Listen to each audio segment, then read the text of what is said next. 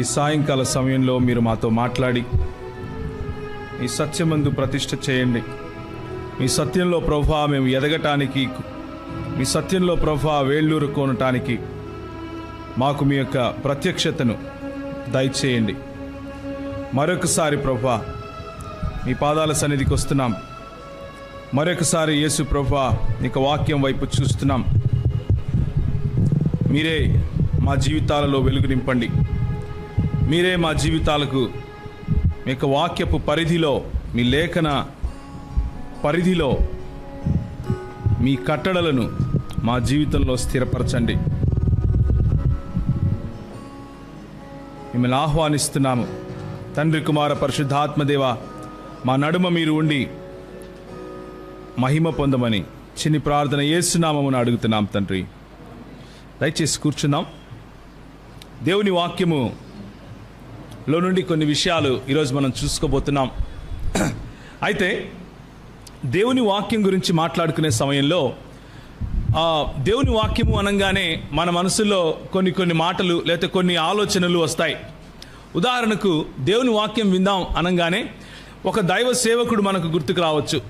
చాలా నీతిగా జీవించిన వాడు, లేకపోతే చాలా నీతిగా జీవించిన స్త్రీ, ఆయన నేర్పిన దేవుని వాక్కులు, ఆయన మనకు చూపించినటువంటి మార్గం, ఇవన్నీ గుర్తుకొస్తాయి. నేను ఆ దేవుని వాక్యం గురించి మాట్లాడటం లేదు. ఎందుకు అంటే ఇంక్లూడింగ్ నేను మాట్లాడే మాటలు కేవలము 66 పుస్తకాలు ఉన్నటువంటి బైబిల్ వాక్యము బోధించే స్పష్టమైన సత్యము కలిగినటువంటి మాటలను మాత్రమే ఈరోజు ఆ దేవుని వాక్యం గురించి మాట్లాడుతున్నాను. దాని గురించిన స్పష్టత పోను మనం తీసుకునే ప్రయత్నం చేద్దాం. అయితే దానికంటే ముందు కీర్తనలు 119వ అధ్యాయము 160వ వచనం గనక చూసినట్లయితే, యెహోవా చిత్తగింపుము, నీ ఉపదేశములు నాకెంతో ప్రీతికరములు, నీ కృప చొప్పున నన్ను బ్రతికింపుము, నీ వాక్య సారాంశము సత్యము, నీవు నియమించిన న్యాయ విధులన్నీ నిత్యము నిలుచును అని కీర్తనకారుడు ప్రార్థిస్తున్నట్లుగా, ఆరాధిస్తున్నట్లుగా, ఆయన జీవితంలో వాక్యానికి ఉన్నటువంటి గొప్పతనాన్ని, వాక్యానికి ఉన్నటువంటి ప్రాధాన్యతను మనకు చెప్తున్నట్లుగా మనం చూస్తాం. కీర్తనకారుడు ఏమంటున్నాడు అంటే, నీ వాక్య సారాంశము సత్యము అంటున్నాడు. మనం అప్పుడప్పుడు దేవుని వాక్యము చదువుకుంటాం అని అనుకున్నప్పుడు, దేవుని వాక్యం అంటే 66 పుస్తకాలు ఉన్నటువంటి బైబిల్ గ్రంథాన్ని తీసి కళ్ళు మూసుకుని ఎక్కడో వేలు పెట్టి అక్కడ చదివి, అబ్బా ఈరోజు బాగానే మంచి వాక్యం వచ్చింది, ఈరోజంతా బాగుంటుంది అని అనుకునే టైపు అప్పుడప్పుడు. మీరు కాదులేండి, మీరు మంచోళ్ళు. మామూలుగా క్రైస్తవుల గురించి మాట్లాడుతున్నారు. క్యాలెండర్లో పొద్దున్న లేస్తేనే ఒక వాక్యం చదువుకుని, అబ్బా ఈరోజు భలే మంచి క్యాలెండర్ వచ్చింది అంటే, ఇది క్రైస్తవులు ముహూర్తాలు పెట్టుకునే పద్ధతి అన్నమాట.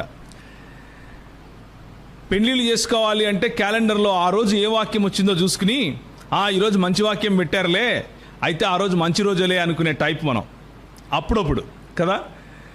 నేను అలాంటి వాక్యం గురించి మాట్లాడటం లేదు. నేను 66 పుస్తకాలు ఉన్నటువంటి బైబిల్ వాక్యము సంపూర్ణముగా దేవుని వాక్యము అన్న విషయాన్ని, సంపూర్ణముగా అది మన జీవితాలను మార్చటానికి దేవుడిచ్చినటువంటి ఒక ప్రేమ లేఖ బహుమతి, ఆయన నైజము, ఆయనకున్నటువంటి గుణ లక్షణాల పొందిక అని చెప్పటం కోసం ఈరోజు సాయంత్రం మీ ముందు నిల్చున్నాను. అలాగే కీర్తనకారుడు తన 19వ కీర్తనలో ఏమంటాడు అంటే, 7 నుంచి 14 వరకు చదివితే, యెహోవా నియమించిన ధర్మశాస్త్రము యథార్థమైనది, అది ప్రాణమును తెప్పరిల్లజేయును. యెహోవా శాసనము నమ్మదగినది, అది బుద్ధిహీనులకు జ్ఞానము పుట్టించును. యెహోవా ఉపదేశములు నిర్దోషమైనవి, అవి హృదయమును సంతోషపరచును. యెహోవా ఏర్పరిచిన ధర్మము నిర్మలమైనది, అది కన్నులకు వెలుగునిచ్చును అని మాట్లాడుతాడు. దీని ద్వారా మనకి ఏమర్థమవుతుంది అంటే, పాత నిబంధన గ్రంథంలో నువ్వు ఇది చేయి, ఇది చేయొద్దు, ఇది చేయి, ఇది చేయొద్దు, ఇది చేయి, ఇది చేయొద్దు అని యెహోవా దేవుడు పెట్టినటువంటి కట్టడలు ఏవైతే ఉన్నాయో, ఆయన ధర్మశాస్త్రము ఏదైతే ఉందో, ఆ ధర్మశాస్త్రము ఆయన నీతిని మనకు ప్రచురపరిచేదిగా ఉంది, ఆయన ధర్మమును మనకు ప్రచురపరిచేదిగా ఉంది. దాని ద్వారా మనకు సంతోషము కలుగుతుంది, దాన్ని అనుసరించటము ద్వారా మన జీవితంలో లాభము కలుగుతుంది, దాన్ని అనుసరించటము ద్వారా మనకు యథార్థత మనం నేర్చుకుంటాం అన్న విషయాలు మనకి ఇక్కడ అర్థమవుతున్నాయి. ఆ యెహోవా ధర్మశాస్త్రమును అనుసరించటం ద్వారా మన ప్రాణము తెప్పరిల్లుతుంది అన్న విషయాన్ని కూడా కీర్తనకారుడు మనకు గుర్తు చేస్తున్నాడు.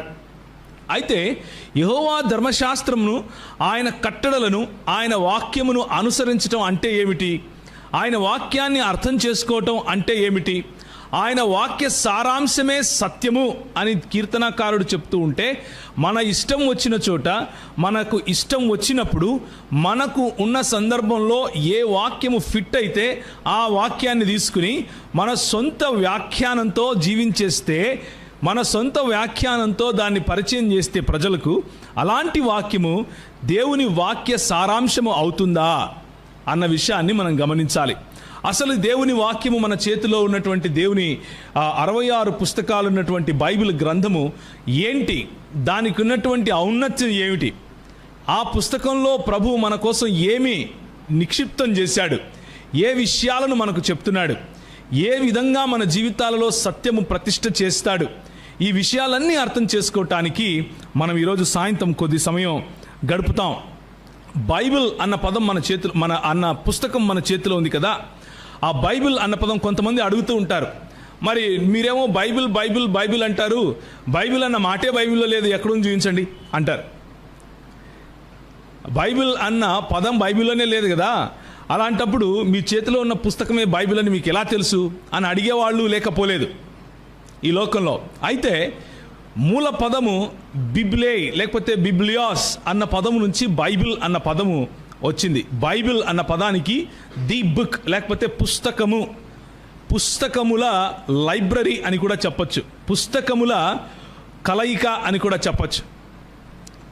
ఆ లాటిన్ పదంలో నుండి, లాటిన్ మరియు గ్రీక్ పదాలుగా వాడినటువంటి బిబ్లే, బిబ్లియాస్ అన్న పదాల నుండి బైబిల్ అన్న పదాన్ని మన వాళ్ళు ఇంగ్లీష్ భాషలో తర్జుమా చేశారు. తెలుగు భాషలో పుస్తకము అని తర్జుమా చేయటం వల్ల దేవుని గ్రంథానికి ఆ ఔన్నత్యం ఒకవేళ అంతగా అందకపోవచ్చు అన్న దృక్పథంతో క్రైస్తవ అనువాదకులు ఏం చేశారు అంటే, గ్రంథము అన్నదానికి పరిశుద్ధ అని యాడ్ చేశారు. అంటే పరిశుద్ధమైనటువంటి గ్రంథము, పరిశుద్ధతను నేర్పే గ్రంథము, దేవుని యొక్క ఔన్నత్యము, దేవుని యొక్క పరిశుద్ధతను చాటి చెప్పే గ్రంథము అని చెప్తున్నట్లుగా వారు మనకి మన చేతిలో ఉన్నటువంటి తెలుగు బైబిల్ గ్రంథాన్ని పరిశుద్ధ గ్రంథము అని పేరు పెట్టి మరి మన చేతికి అందించారు. కాబట్టి ఈ బైబిల్ గ్రంథాన్ని పరిశుద్ధతతో, లేకపోతే బైబిల్ గ్రంథాన్ని పట్టుకొని ముట్టుకొని చదువుకోవాలి, ప్రార్థించాలి అనగానే ఉదయాన్నే లేచి మడిగట్టుకుని నీళ్లు పోసుకుని తలస్నానం చేసి శుచితో భక్తితో చేత్తో పట్టుకోవాలి అన్న ఉద్దేశంతో రాసిన పరిశుద్ధ గ్రంథం కాదది. మనము శుద్ధిగా ఉంటే, మనము శుచిగా ఉంటే, మనము పరిశుభ్రంగా ఉంటే దానికి ఏమీ అంటుకోదు అన్నటువంటి దృక్పథంలో ఈ పుస్తకం మన చేతికి ఇవ్వబడలేదు. మనకున్నటువంటి పాప జీవితాన్ని మనం కడుక్కోలేని పరిస్థితిలో ఉన్నాం. మనము మన సొంతంగా మనల్ని మనం రక్షించుకోలేని దౌర్భాగ్యపు స్థితిలో మనం ఉన్నాం మానవాళి మొత్తం. అలాంటి మానవాళికి దేవుడు, పరిశుద్ధుడైనటువంటి దేవుడు తనను గురించినటువంటి తన జ్ఞానమును, తన పరిశుద్ధతను, తన ప్రేమను చాటుకుంటూ ప్రచురపరుచుకుంటూ ఇచ్చినటువంటి పుస్తకం ఇది. నువ్వు ఎలాంటి పరిస్థితిలో చదివినా ఈ వాక్యము నీకు నీ జీవితంలో పనిచేస్తుంది. నువ్వు ఎలాంటి పరిస్థితిలో చదివినా ఈ వాక్యము నీకు పనిచేస్తుంది. ఒక చిన్న కథ చెప్పి మరి వాక్యంలోకి ముందుకెళ్దాం. రష్యా ప్రాంతంలో ఆ రోజుల్లో క్రైస్తవ్యం పైన, ఈ రోజుకు అలాగే ఉందనుకోండి, కాస్త కొంచెం తగ్గింది. క్రైస్తవ్యం పైన చాలా ఘోరమైన విపత్తు వచ్చింది. క్రైస్తవులుగా చెప్పుకున్న వారిని వారు అడ్డంగా రోడ్లో నిలబెట్టి కాల్ చేసేవారు. క్రైస్తవులుగా చెప్పుకున్న వారిని తుపాకీ తూటాలకు బలి చేసేవాళ్ళు. ఈరోజు మరి ఇండియాలో మన ఉత్తర భారతదేశంలో ఏ విధంగా అయితే ఈ ప్రభుత్వం యొక్క నీడల కింద ఉన్నటువంటి కొంతమంది దుండగులు ఏ విధంగా క్రైస్తవ సంఘాలను, క్రైస్తవులను ఇబ్బందులు పెడుతున్నారో అలాంటి పరిస్థితులే రష్యా దేశంలో ఉండేవి. ఒక 30 సంవత్సరాలు వెనక్కి కనుక వెళితే, 30-40 సంవత్సరాల వెనక్కి కనుక వెళితే, ఆ సమయంలో కమ్యూనిజం అక్కడ ఎక్కువగా ఉండేది. ఆ సమయంలో ఏం చేశారు అంటే, ఒక ముగ్గురిని అరెస్ట్ చేసి లోపల పెట్టారు. ఆ ముగ్గురు కూడా సముద్రంలో చేపలు పట్టడానికి వాళ్ళు ఆ చేపలు పడుతూ ప్రభు యొక్క వాక్యాన్ని అర్థం చేసుకున్నారు, ప్రభువుని అర్థం చేసుకున్నారు. చేపలు పట్టే సముదాయం నుంచి ప్రభు దగ్గరికి వచ్చారు. ఎంతో ఇష్టంగా వాళ్ళు ప్రభువుని నమ్ముకుంటూ ఉంటే వీళ్ళని తీసుకెళ్లి లోపలేశారు. లోపలేయంగానే వాళ్ళతో పాటు ఒక ఆయన మరి సిరియా ప్రాంతానికి చెందినటువంటి ఒక క్రైస్తవుడిని కూడా తీసుకొని వచ్చి వేశారు. ఆయన దాదాపు 60 సంవత్సరాలు అయిపోయాయి అప్పటికే. ఆయన చేతిలో ఉన్నటువంటి ఆ సిరియాక్ లిపిలో, అంటే అరబీ మరియు హీబ్రూ భాషకు దగ్గరలో ఉంటుంది కల్దీయుల భాష. ఆ కల్దీయుల భాషలో ఉన్నటువంటి బైబిల్ అక్కడ ఉంటే వాళ్ళు తీసుకుని దాన్ని తీసుకుపోయి ఒక చోట పడేశారు. అందులో ఒక సిరియా ప్రాంత బార్డర్లో ఉన్నటువంటి ఒక సైనికుడు ఈ రెజిమెంట్కు ఆయన్ని పంపించారు. ఆ సైనికుడు ఈ రెజిమెంట్లో వచ్చి వీళ్ళపైన అధికారం చేస్తూ వీళ్ళను మీరు క్రైస్తవులుగా పట్టుబడ్డారు కాబట్టి మీకు ఇదే శిక్ష అన్నట్లుగా వారిపైన అజమాయిషీ చేసేవాడు. ఆయన ఏం చేసేవాడు అంటే రోజు ఈ సైనికుల దగ్గరికి వెళ్ళి మాట్లాడేవాడు. సిరియా భాష తెలిసినవాడు కాబట్టి ఈ సిరియా భాషలో ఉన్నటువంటి ఆ వృద్ధుడైనటువంటి క్రైస్తవుడు ఆయనకు సువార్తను ప్రకటించాడు. సువార్తను ప్రకటించినప్పుడు ఈయన జీవితంలో మార్పు కలిగింది. ఏ విధంగా ఇది సాధ్యం అనుకుని ఆ సైనికులు ఉన్నటువంటి ఆ కారాగారానికి పక్కనే ఉన్నటువంటి ఆ మరుగుదొడ్లకు వెళ్ళేవాడు. మరుగుదొడ్లలో మీకు తెలుసో తెలీదో భారతదేశము, నేపాల్, బంగ్లాదేశ్, అలాగే భూటాన్ ప్రాంతాలు గనక విడిచిపెడితే మిగిలిన ప్రాంతాలలో ఎక్కువ భాగం కడుక్కోరు, తుడుచుకుంటారు.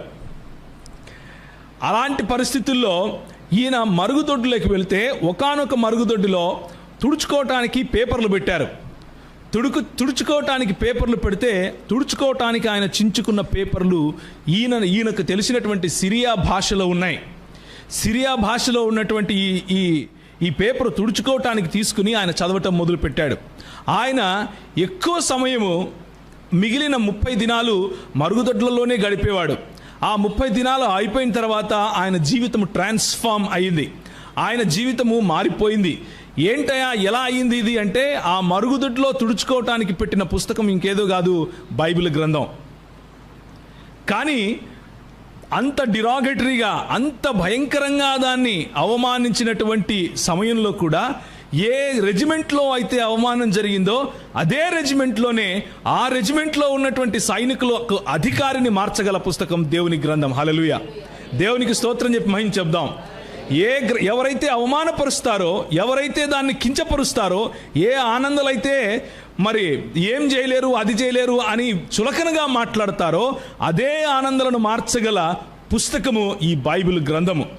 ఈ బైబిల్ గ్రంథము నువ్వు మరుగుదొడ్లో పెట్టి దాన్ని అవమానించినా కానీ అక్కడ కూడా ప్రజలను పట్టుకోగల సామర్థ్యం గలది. ఎందుకు అంటే వాక్యములో ఆ శక్తి ఉంది, వాక్యములో ఆ పవర్ ఉంది. తర్వాత ఈ రెజిమెంట్కు ఉన్నటువంటి ఈయన ఆ మత్స్యకారులను అక్కడి నుంచి పంపించి వేస్తాడు. వాళ్ళు కొన్ని నెలలు కష్టపడి సముద్రాల్లో చిన్న పడవ ద్వారా చివరికి వాళ్ళ ఊరు చేరుకుంటారు. అదంతా జరిగిన సత్యము. సో మనం ఏ భాషలో అయితే బైబిల్ చదువుకుంటున్నామో ఆ భాషలో మొదటి గ్రంథాలు అంటే ఒరిజినల్ టెక్స్ట్ అంటాం కదా, ఆ గ్రంథాలు వెలువడలేదు. ఆ గ్రంథాలు దాదాపు 3 భాషల్లో దేవుని గ్రంథంలోని భాగాలు వెలువడ్డాయి. పాత నిబంధన గ్రంథంలో ఎక్కువ భాగం, మెజారిటీ పోర్షన్ హిబ్రూ భాషలో మరియు కొద్దిగా భాగము అరమాయిక్ భాషలో వెలువడితే, అరమాయిక్ భాష కూడా కల్దీయులకు సంబంధించినదే, సిరియా ప్రాంతంలో ఉన్నటువంటిదే. ఆ తరువాత మిగిలిన నూతన నిబంధన గ్రంథం గ్రీకు భాషలో మనకు వెలువడింది. 3 భాషల్లో దాదాపు 2000 చిల్లర సంవత్సరాల వ్యత్యాసంలో, అంటే మోషే మొదలుకొని యేసు తరువాత అపోస్తలుల వరకు ఉన్నటువంటి ఆ వ్యత్యాసము దాదాపు 2000 సంవత్సరాలు. 40 మంది రచయితలు, అంటే మోషే మొదలుకొని ఆఖరి పత్రిక అయినటువంటి లేకపోతే ఆఖరి ప్రకటన గ్రంథమైనటువంటి యోహాను వ్రాసిన ప్రకటన గ్రంథం వరకు రాసిన ప్రతి ఒక్కరూ సామాన్య మనుషులు, మీలాగా నాలాగా. సామాన్యమైనటువంటి భోజనం తినేవారు, నీలాగా నాలాగా.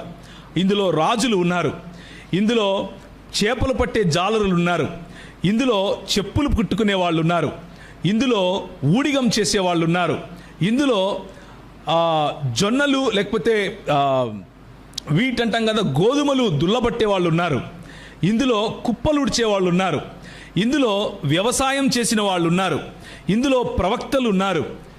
ఏ తారతమ్యం లేకుండా కుల మత సామాజిక స్థాయి అన్నటువంటి వ్యవస్థ లేకుండా, ఆ వర్ణ వ్యవస్థకు అతీతంగా దేవుడు తన ప్రత్యక్షతను ఇస్తూ వచ్చినప్పుడు ఇలాంటి సామాన్యమైన ప్రజలు, నీలాంటి నాలాంటి వాళ్ళు తమ సొంత బుద్ధిని, తమ సొంత జ్ఞానాన్ని, తమ సొంత విచక్షణను ఈ పరిశుద్ధాత్ముని యొక్క వశములో చేసినప్పుడు, పరిశుద్ధాత్ముడు మనలాంటి ఫీబుల్, మనలాంటి వీక్, మనలాంటి సామాన్య ప్రజలను వాడుకుంటూ వ్రాయించినటువంటి పుస్తకం ఈ పుస్తకం.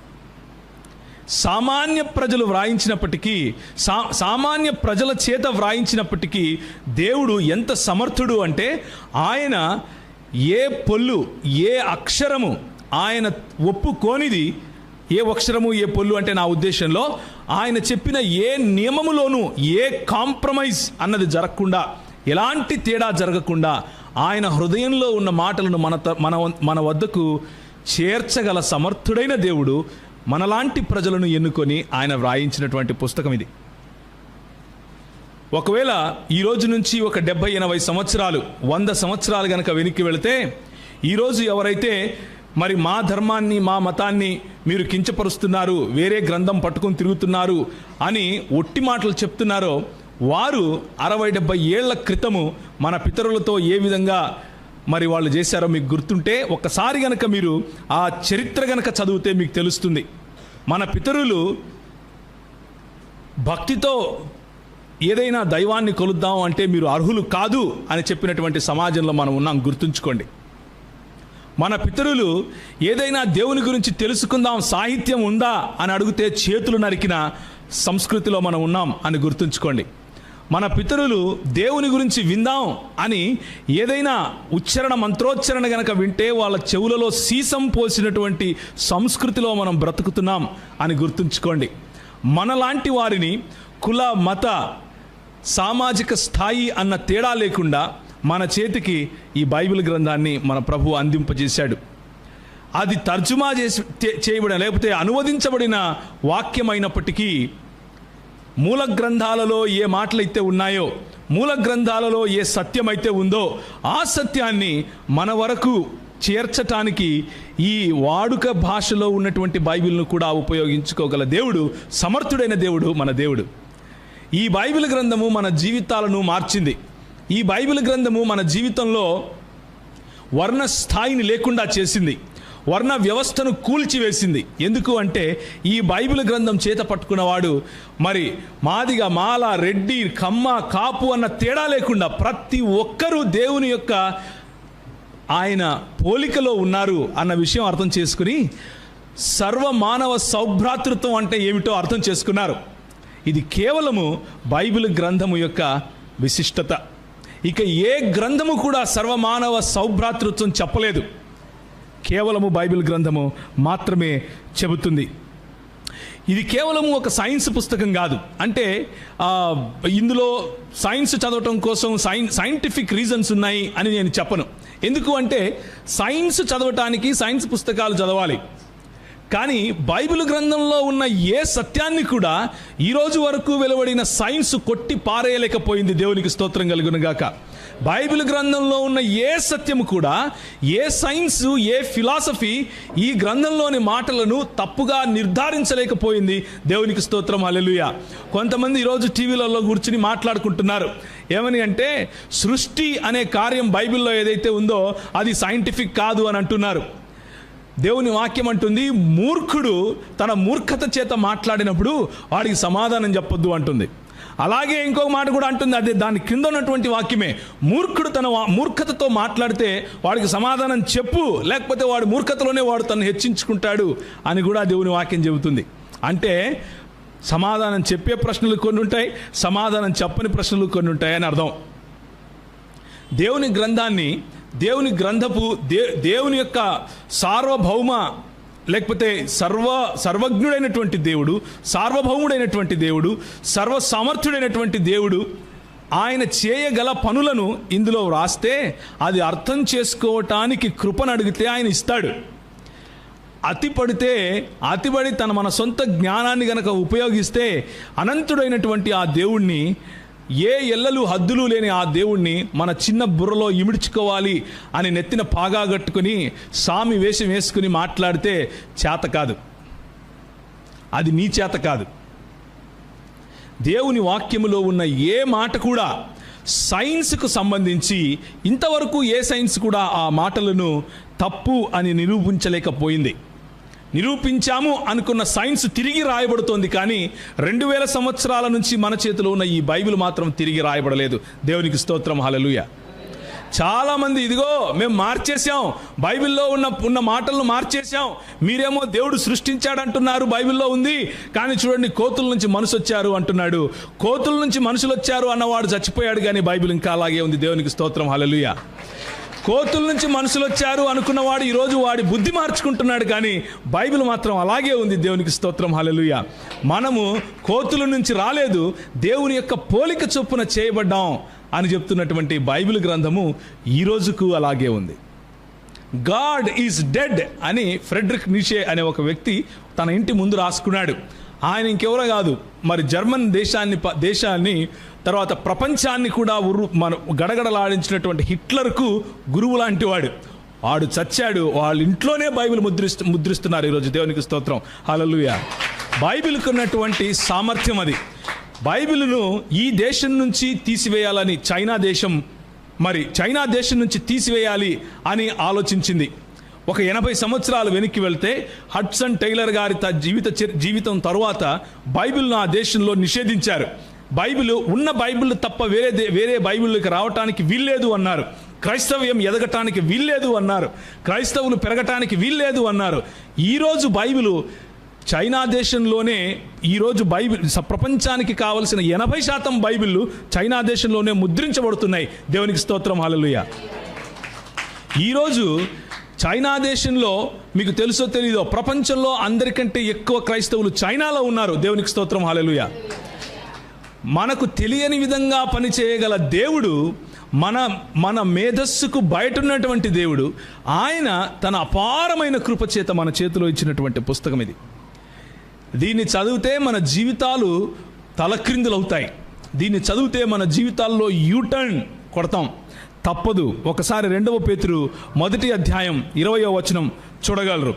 నేను మృతి పొందిన తరువాత కూడా మీరు నిత్యము వీటిని జ్ఞాపకము చేసుకొనున్నట్లు జాగ్రత్త చేతును, ఏలయనగా చమత్కారముగా కల్పించిన కథలను అనుసరించి మన ప్రభు అయిన యేసు క్రీస్తు యొక్క శక్తిని, ఆయన రాకడను మేము మీకు తెలుపలేదు, కానీ ఆయన మహత్యమును మేము కనులారా చూచిన వారమై తెలిపితిమి. ఈయన నా ప్రియకుమారుడు, ఈయన యందు నేను ఆనందించుచున్నాను అను శబ్దము మహాదివ్య మహిమ నుండి ఆయన యొద్దకు వచ్చినప్పుడు తండ్రి అయిన దేవుని వలన ఘనతయు మహిమయు ఆయన పొందగా, మేము ఆ పరిశుద్ధ పర్వతము మీద ఆయనతో కూడిన ఉండిన వారమై ఆ శబ్దము ఆకాశము నుండి రాగా వింటిమి. ఇప్పుడు జాగ్రత్తగా వినాలి. దేవుని వాక్యానికి ఉన్నటువంటి సామర్థ్యాన్ని మీ ముందు తెలియజేయడానికి ఈ వాక్యం చెప్పాను. చాలాసార్లు క్రైస్తవ దృక్పథంలో మనము అనుభవానికి ఎక్కువ ప్రాధాన్యతనిస్తూ ఉంటాం. అనుభవం తప్పు కాదు. అనుభవము క్రైస్తవ దృక్పథములో లేఖన పరిధిలో ఉన్నంత వరకు, లేఖన పరిధిలో ఉన్న ఏ అనుభవం అయినా అది మంచి అనుభవమే. ఉదాహరణకు, దేవుడు నాతో మాట్లాడాడండి, దేవుడు నాతో ఫలానా పని చేయమన్నాడు అని చెబితే మనకు ఇబ్బంది లేదు. కానీ దేవుడు నాతో మాట్లాడి ఫలానా అమ్మాయిని రేప్ చేయమన్నాడు అంటే మనకు ఇబ్బంది. ఎందుకండి? దేవుని వాక్యానికి వ్యతిరేకంగా ఏ ప్రవచనము రాదు. దేవునికి వాక్యానికి వ్యతిరేకంగా, స్థిరపరచబడినటువంటి వాక్యానికి వ్యతిరేకంగా ఏ అనుభవము ఉండదు. దేవుడు నాతో మాట్లాడాడండి, మాట్లాడి నాకు చూపించాడు, శిలువ పైన చనిపోయింది యేసు ప్రభు కాదంట అని అంటే ఇక వాళ్ళను కూడా భరిస్తే మనకు బతికినట్లే. దేవుని లేఖనాలకు బయట ఏ అనుభవము కూడా చెల్లదు. అన్ని అనుభవాలు వాళ్లకు వ్యక్తిగతంగా చెల్లవచ్చు, కానీ సత్య నిర్ధారణలో ఏ అనుభవము చెల్లదు. మనం అనుకుంటూ ఉంటాం, దేవుడు నాతో స్పష్టంగా మాట్లాడాడు, దేవుడిని నేను చూశాను, దేవుడిని అది తాకాను, చాలా చెప్తూ ఉంటాం. మనకు విషయం తెలుసో తెలీదో, పేతురు రాస్తున్నాడు ఈ మాట. ఏ పేతురు? పేతురు, యాకోబు మరియు యోహానులను ఆయన వెంట పెట్టుకుని ఆయన రూపాంతర కొండ మీదకి వెళ్ళాడు. ఆయన రూపాంతర కొండ మీదకి వెళ్ళినప్పుడు మేము చూచుచుండగా ఒక మేఘము ఆయన మీదకి దిగి వచ్చెను. ఆ మేఘమును అప్పుడు ఆయన వస్త్రములు తెల్లవిగా మారిపోయిన. మార్కు సువార్తలో ఈ మాటలు ఉంటాయి. ఏ చాకలియు ఈ భూమి యందు అంత తెల్లగా చేయలేడు, ఇలాగే రాసుంటుంది. అప్పుడు యేసు ఏలియాతోనూ మోషేతోనూ మాట్లాడుచుండగా మేము చూచితిమి. అప్పుడు మేము అంటూ పేతురు ఈ మాటలు రాస్తున్నాడు. మార్కు సువార్త అంటే ఏంటనుకుంటున్నారు? పేతురు చెప్తూ ఉంటే మార్కు రాశాడు. అది పేతురు సువార్త. నిజానికి చెప్పాలంటే మార్కు సువార్త అంటే పేతురు సువార్తే, మొట్టమొదటి సువార్త అది. పేతురు చెప్తూ ఉంటే మార్కు రాశాడు. నేను చూచితిని అని చెప్తున్నది పేతురే అక్కడ. ఆ పేతురు అప్పుడు ఆకాశము నుండి ఈయన నా ప్రియ కుమారుడు, ఈయన యందు నేను బహుగా ఆనందించుచున్నాను అన్న స్వరము మేము వింటిమి. ఏం విన్నాడు? స్వరం విన్నాడు. ఎవరి స్వరం విన్నాడు? తండ్రి స్వరం విన్నాడు. అది తండ్రి స్వరం అని ఆయనకి ఎలా తెలిసింది? కుమారుడైనటువంటి యేసు ప్రభువు ఆయనకు బయలుపరిచాడు కాబట్టి తెలిసింది. తండ్రి స్వరం విన్నాడు. కుమారుడు రూపాంతరము చెందుతూ ఉండగా కళ్ళారా చూశాడు. ఒక్కసారి ఆలోచించండి. మీరు గనక అక్కడ ఉంటే ఎలా ఉంటుంది? ఇక్కడే ఉన్నారనుకోండి, మహా వెలుగు ఇక్కడ కనిపిస్తే, ఒక తెల్లటి మేఘము మన మీద కమ్ముకుంటే, వస్త్రములు తెల్లవిగా మారిపోతే, ఆ గ్రాఫికల్ చేంజ్ను ఒకసారి మీరు మీ మనసులో ఊహించి చూడండి. ఎంత భయంకరంగా, ఎంత డిఫరెంట్గా ఉంటుందో. ఎంత మన మామూలు అనుభవానికి ఆ అనుభవానికి, మిరాక్యులస్ అనుభవం అంటాం కదా, అంటే అద్భుతమైన అనుభవం, ఆ అనుభవానికి ఎంత తేడా ఉంటుంది. అలాంటి అనుభవంలో పేతురు, యాకోబు, యోహానులు ఉన్నారు. అందుకే ఆయన అంటున్నాడు, ఆయన మహత్యమును మేము కన్నులారా చూచిన వారమై తెలిపితిమి. మేము ఊరికే మాట్లాడలేదు, మేము చూసాం. ఆయన మహత్యమును పొందుతూ ఉంటే చూసాం. ఈయన నా ప్రియకుమారుడు, ఈయన యందు నేను ఆనందించుచున్నాను అను శబ్దము మహాదివ్య మహిమ నుండి ఆయన యుద్ధకు వచ్చినప్పుడు తండ్రి అయిన దేవుని వలన ఘనతయు మహిమయు ఆయన పొందగా మేము ఆ పరిశుద్ధ పర్వతం మీద ఉన్నాం. నువ్వు ఉన్నావో లేదో నాకు తెలియదు, కానీ పేతురు అయితే ఉన్నాడు. పేతురు అంత యేసు ప్రభువుకు అంత దగ్గరగా, అంత కనిష్టంగా తన సంబంధాన్ని ఉంచుకున్నాడు. యేసు ప్రభువు తన దివ్య మహిమను ఆయనకు కనపరిచాడు. యేసు ప్రభువు గొప్పవాడు, ఈయన నా ప్రియకుమారుడు అని చెబుతూ ఉండగా తండ్రి మాటను ఆయన తన చెవులారా విన్నాడు. ఆ ప్రదేశం అంతా కూడా మహిమతో నిండిపోతూ ఉంటే, దేవుడు ఘనతను యేసు ప్రభువుకి ఇస్తూ ఉంటే ఈయన కనులారా చూశాడు. బహుశా ఆయనకున్న అనుభవం మనలో కొంతమందికి ఉండొచ్చు. మనము మన ఏకాంత ప్రార్థనలో పరిశుద్ధాత్ముడు మనల్ని తాకినప్పుడు ఇలాంటి పేతురుకు కలిగిన అనుభవం మనకు కలిగి ఉండొచ్చు. దానికి సరిపోయే అనుభవం అని మాత్రం నేను చెప్పలేను, కానీ దీనికి దగ్గరగా ఉన్న అనుభవాలు మనలో చాలామందికి కలిగి ఉండొచ్చు. యేసు ప్రభువును సన్నిహితంగా చూడటం. నాకు కొంతమంది ఫ్రెండ్స్, నాకు ఒక ఫ్రెండ్ ఉన్నాడు ఆఫ్ఘనిస్తాన్లో. అతనికి ఎవరూ స్వార్థ చెప్పలేదంట. ఒకరోజు నిద్రపోతూ ఉంటే యేసు ప్రభు ఆయనకు కనిపించి, ఎవరైనా ఆయన నేనే నిజమైన దేవుడిని అని చెప్పాడంట. ఆయన ఫోన్ చేసి, నేను యేసు ప్రభువుని నమ్ముకుంటున్నాను, నాకు బాప్తిసం కావాలి, ఎవరిస్తారు, ఎవరు లేరంటే షవర్ ఆన్ చేసుకుని దాని కింద కూర్చున్నాడు. తండ్రి కుమార పరిశుద్ధాత్మ నామంలో అని. స్కైప్లో నుండి నా ఇంకొక స్నేహితుడు స్కైప్లో ఆయన్ని చూస్తూ తండ్రి కుమార పరిశుద్ధాత్మ నామంలో అని ఆయనకు బాప్తిసం ఇచ్చాడు. చూడండి, ఇలాంటి అనుభవం గుండా ప్రజలు వెళ్తారు. ఒక్కొక్కరు ఒక్కొక్క అనుభవం గుండా వెళ్తారు. ప్రతి అనుభవము లేఖన పరిధిలో ఉన్నంత వరకు ఏ ఇబ్బంది లేదు. కానీ లేఖనానికి బయట ఉన్న అనుభవాలు ఈరోజు మన సంఘాల్లో కనిపిస్తూ ఉన్నాయి. లేఖనాన్ని పక్కన పెట్టే విధంగా అనుభవాలు మన క్రైస్తవ సంఘాల్లో, క్రైస్తవ సంఘ నాయకుల్లో కనిపిస్తూ ఉన్నాయి. అలాంటి అనుభవాల నుంచి జాగ్రత్తగా ఉండండి అని చెబుతున్నాను. ఇంత గొప్ప అనుభవము, పేతురుకున్నటువంటి ఈ అనుభవం బహుశా మనం రోజు చూడలేదేమో, బహుశా మనకి ఇంత అనుభవం లేదేమో. కానీ అయినప్పటికీ 19వ వచనం ఇప్పుడు చదవండి. ఇంతకంటే స్థిరమైన ప్రవచన వాక్యము మనకున్నది అని మన చేతిలో ఉన్న బైబిల్ గురించి మాట్లాడుతున్నాడు ఆయన. దేవునికి స్తోత్రం, హల్లెలూయా. నేను నా చెవులారా విన్నానయ్యా, తండ్రి అయిన దేవుడు మాట్లాడుతూ ఉంటే నేను నా కళ్ళారా చూశానయ్యా మన ప్రభు అయిన యేసు మహిమను పొందటము. కానీ అంతకంటే స్థిరమైనది ఏదంట? ప్రవచన వాక్యము.